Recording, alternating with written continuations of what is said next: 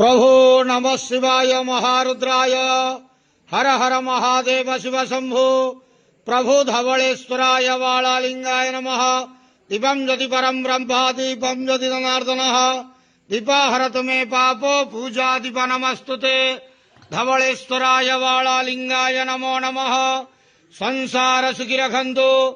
आज शुभ मंगलवार रे समस्त श्रद्धालु भक्त मानकर मंगल करंतु समस्त श्रद्धालु भक्त मान को आशीर्वाद करंतु मनस्कामना पूर्ण करंतु कर्म क्षेत्र उन्नति करंतु ग्रह इष्ट खंडन करंतु जगतर मंगल करंतु विश्वर कल्याण करंतु आपणकर नाम विख्यात करंतु सेवकर डाक श्रवण करंतु